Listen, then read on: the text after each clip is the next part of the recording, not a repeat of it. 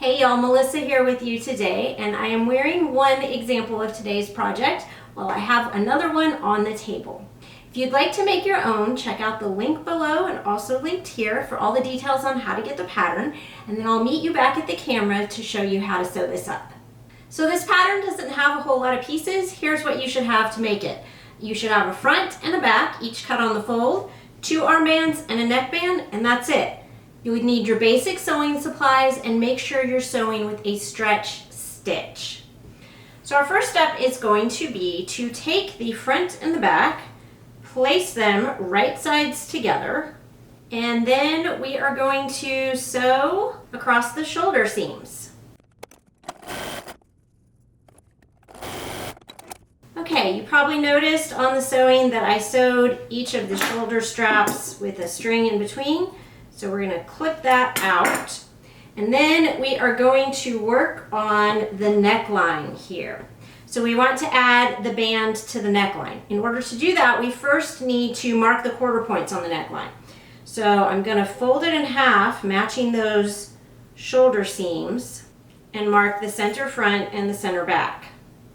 Then I'm going to match those 2 points and mark the folds on the side seams, which will be forward of the shoulder seams, but that is the quarter point of the neckline.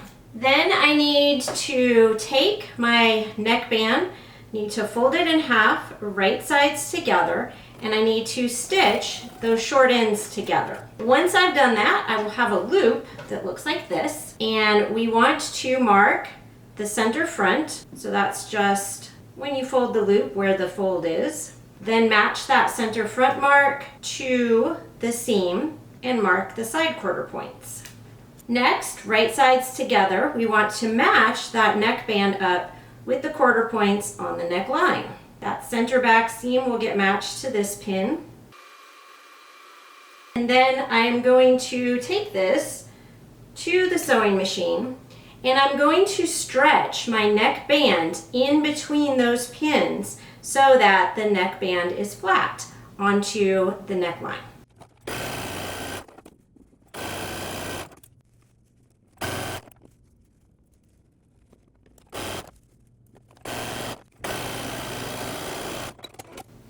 There is what the first pass of the neckband looks like. And now I am going to flip this around right sides together again. And I am going to match up the side seams, and we're going to sew down the side seams so that we have an armhole that is complete, and we can do the same thing to the armholes as we did to the neck hole. Once you have all the armbands sewn on with the first pass, then we're going to do the second pass where we're going to wrap the band around and finish it off. So what you want to do is take that extra and you want to wrap it around the seam allowance so that it goes just past your stitching line, and then pin it from the right side. Once you have the whole thing pinned all the way around, it's going to look something like this armband looks.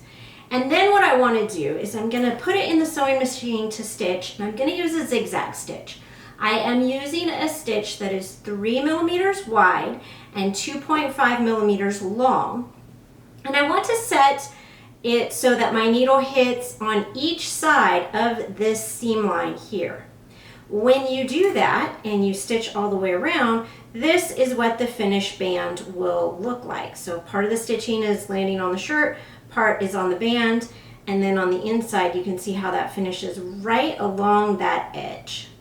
Okay, here's what all the bands look like on the wrong side, on the inside when they are sewn closed.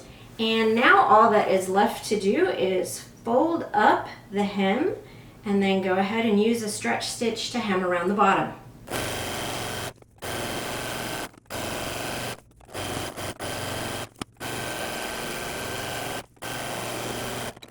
Okay y'all, here is what that hem looks like when it's finished, and here is my finished tank top. And check out this playlist for more ideas for sewing your own clothing.